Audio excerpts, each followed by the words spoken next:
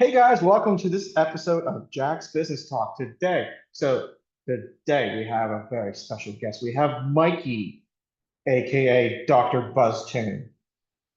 Thanks for having me on as always, Jack. I always get you to laugh in the first 10 seconds. Me too. Please like, subscribe, and comment.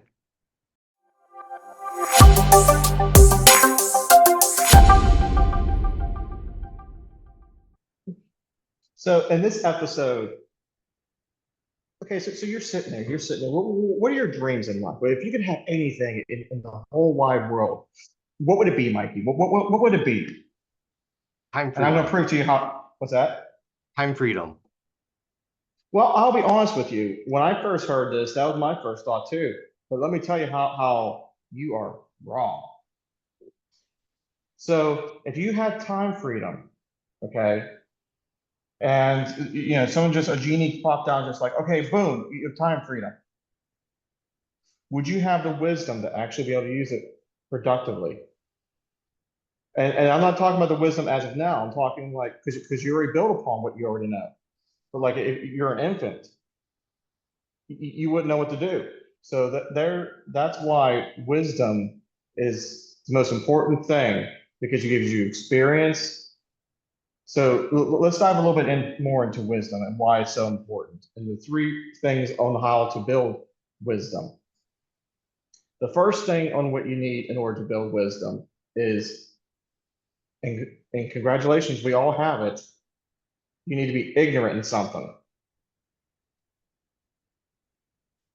You can't learn something if you already know it. So the beauty is you got it nailed. I mean, we all do. You know, I'll use myself for example. Like I play piano a little bit and stuff. I mean, I didn't know what middle C was when I first started. I didn't know what chords were. Eighth note, 16th. I didn't know any of that stuff. You're ignorant to it. So as you begin to learn more and more, you start to gain point number two, knowledge. And knowledge is the accumulation of truths. So stuff that you know is true, you can verify is true, and how to use it helps build you into wisdom. So, and here's a little fun fact for you. So people that are, you know, people that are knowledgeable, okay, like there's a lot of knowledgeable people. So but have you ever seen that one person that is a knowledgeable idiot? I have. Yeah, see, they're not applying what they know, so therefore they're not wise. They're an idiot. So I've anyway, never heard that before. I've never heard that term before, but it's so true. yeah, and then so to get another fun thing to learn is the smarter you are, the dumber you think you are because you are experiencing what you're ignorant at, and you're exposing yourself, and you're now in the process of learning more stuff, and then you're aware of what you're ignorant in. So you're building upon those. Versus on the flip side, you don't know what you're talking about. You don't know what it is. You're not building your knowledge, and you think you know everything that there is to know about it, and therefore you're just an idiot. And let's see, I have it written down here.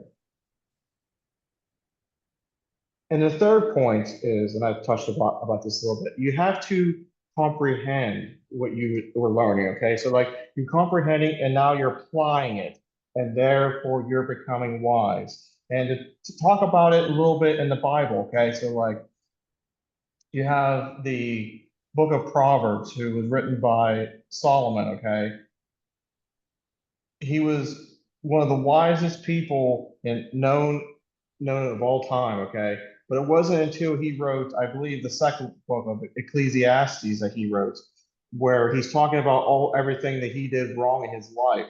Now that's wise. He was smart in the other one, and he knew all this stuff, and he could make good decisions, but he didn't have wisdom. It wasn't until he was sitting there at the end, towards the end of his life, that he was starting to regret some of the things that he made.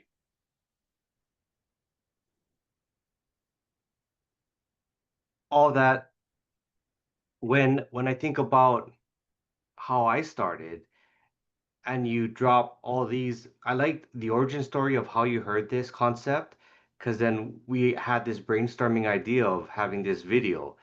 But you're so right, because the first purchase of an investment, it's a whirlwind. You don't really know things until you get through them.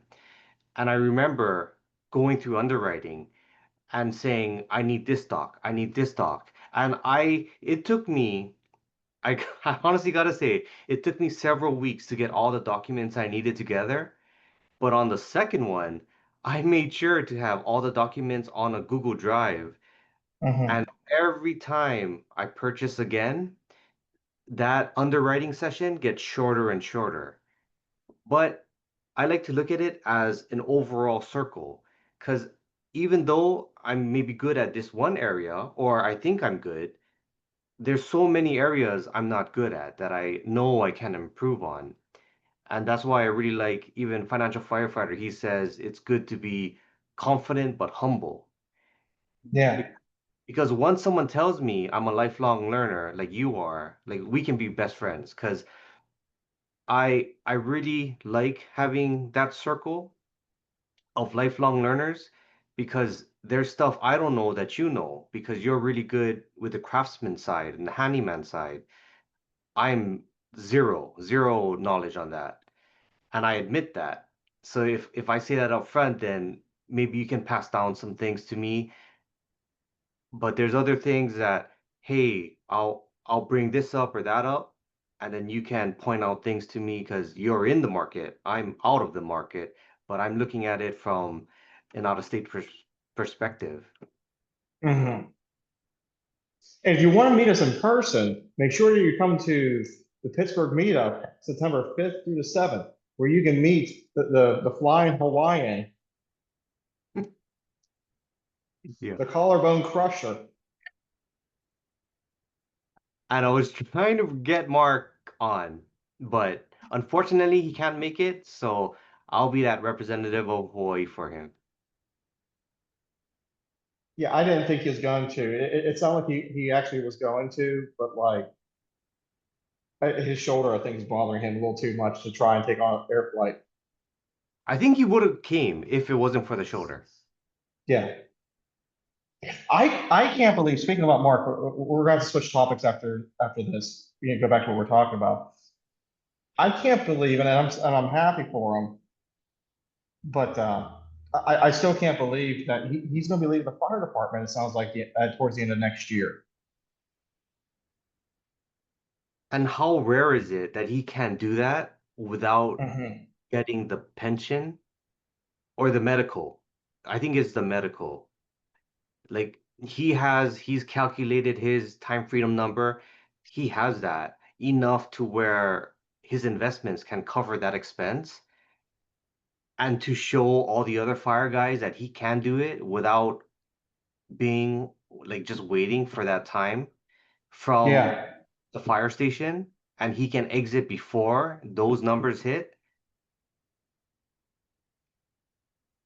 yeah. It's. I thought maybe he was hanging out for the extra year just so he got his insurance. I didn't realize he didn't have anything. Yeah, so that's really cool. And it's like See, and even he's applying wisdom, and this is a great story. it is because I was thinking about this like in the beginning, I'm like rushing. I'm trying to go so fast. Because it's like you buy the first one, it's like, what am I buying again? It's like a week after. That's how I Hmm. was. It's like, what am I buying next? What am I buying next? But then I'm realizing, oh man, even though I thought this was turnkey, it's not. I'm having to put all this money into it. The vacancy is lasting way longer than I thought. Then it's hitting me. Then I get into Matt's boot camp, the Lumberjack Landlord, which we were both in, and he's saying slow and steady. But it didn't hit me until I was like on the second one, and I'm realizing how long it takes to stabilize.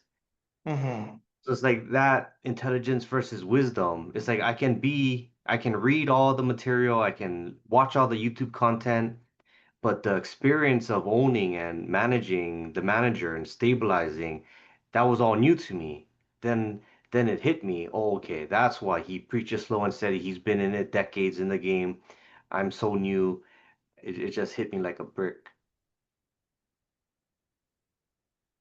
Yeah, it slow, steady, and steady is fast, and there's just no getting around it.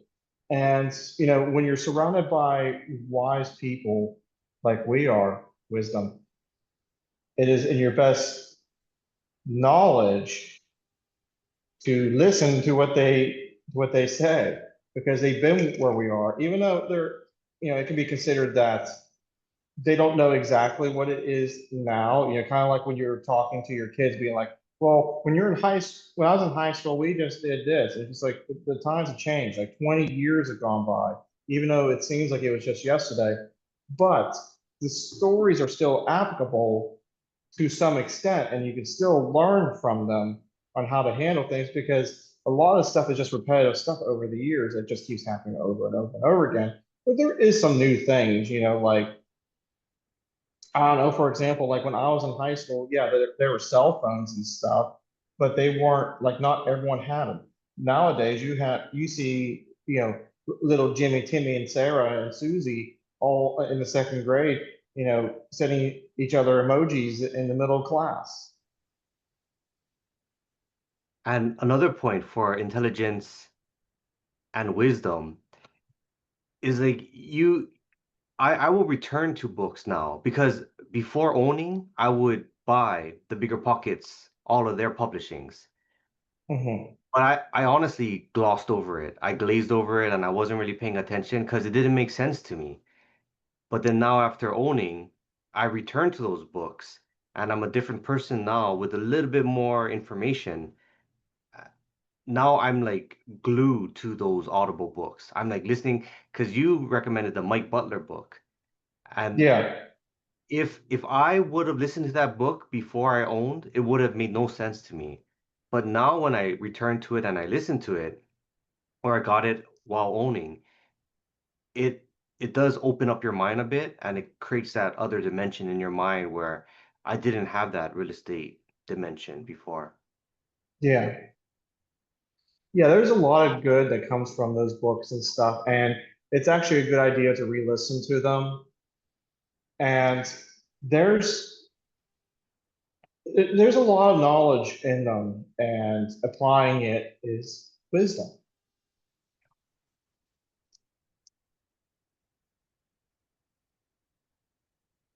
So when you look at wisdom versus intelligence, what about blending the two? Because that does. Well, I'm gonna say there are two different things. So like intelligence is you learning how to do something, and then wisdom comes by knowing how to apply the intelligence and knowing the truths and the not truth and being able to tell the difference between the two. So it's not just one, it's being able to do both. Like I'll give you a prime example of something that happened to me. Like literally, as I was talking to you on this live stream, I'm sitting here in a project that I'm working on, and from experience, okay, so experience, intelligence, wisdom. So I came here, it's like, okay, well, my one truck broke down. I can't bring the 4x4 that I needed to redo the stairwell and stuff to finish the stairwell. And there's a few other things that are going on. It's like, well, I got every room primered and they're ready for paint. And I just realized I was talking to you, I never went and bought the correct paint roller cage. So it's like I could spray the rooms, but experience and intelligence, I needed the roller. Okay. And here's the problem is I'm sitting right now on a 5 gallon bucket of paint. I have to edge first, and then I was going to shoot with a sprayer and then roll afterwards to just kind of give it the texture look and stuff. But with the cage I have, it's a cheap one, which I'll only use for doing primer and stuff because I'm not sure if you can see. I'm sure you can see how it like streaking a little bit, and that's just from it being uneven. A good cage won't do that. And now I'm realizing that I came out here today to basically get nothing done. Because, yeah, I could push forward, I could put the other cage on, I could do all this stuff, I could spray. And I'm just thinking to myself that I don't think it's a wise move because there's a better than 50% chance I'm going to end up redoing a lot of work. So I think the best solution is just for me to not do anything, honestly. Maybe I'll set up my ladder to try it out because I just picked it up earlier today, and that might be all I do. That's the best though when you have the concept, but then you also have the real life example.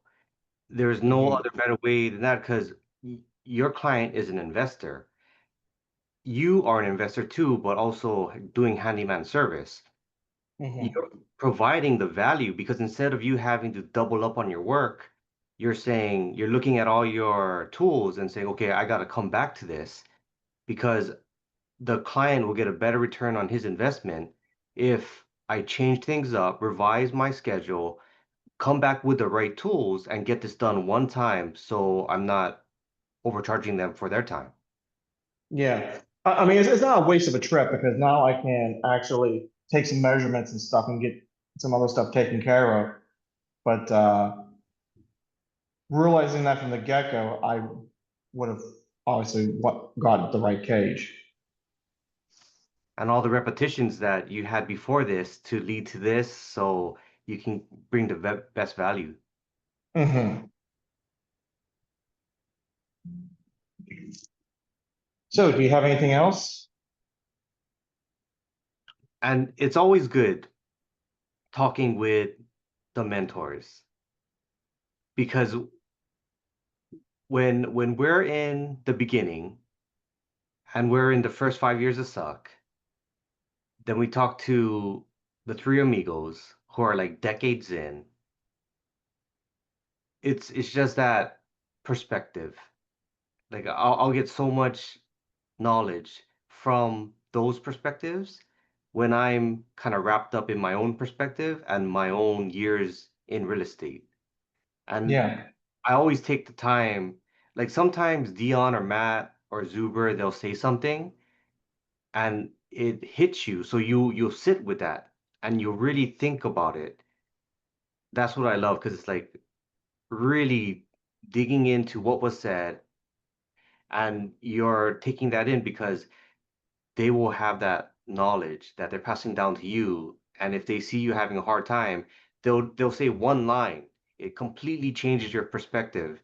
And I wouldn't have that because of my years in it versus their decades in it. Yeah.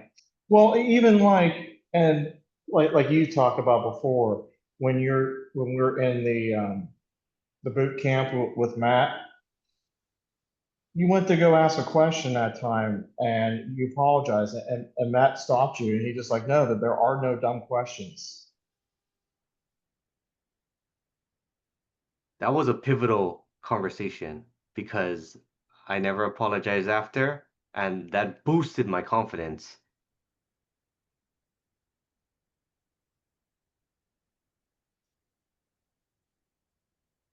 So do you have any final talking points? I think that's everything. I think we covered a lot. I always enjoy these conversations because it gets me thinking, and I'm looking forward to coming out. I'll be out there in a couple weeks. We can have one-on-ones and actually be meeting person in face. So really looking forward to that. I got my Gateway Clipper ticket, got my Mexican Wall Street ticket. Yeah, let's get ready to roll. It's gonna be great. Oh, So if you guys haven't already, make sure to start following Mikey, the Dr. Professor BuzzTune. You can follow him over here on Jack's Business Talk. You can follow him over on Frank Old Guy REI. You can follow him. Where else can they follow you at? Who else is channel? Oh, Financial Firefighter potentially you've been on. He's just all over the place. He's bebopping everywhere. bebop and hip hop, and yeah, I try to help as much as I can. Thanks for tuning into this episode of Jack's Business Talk.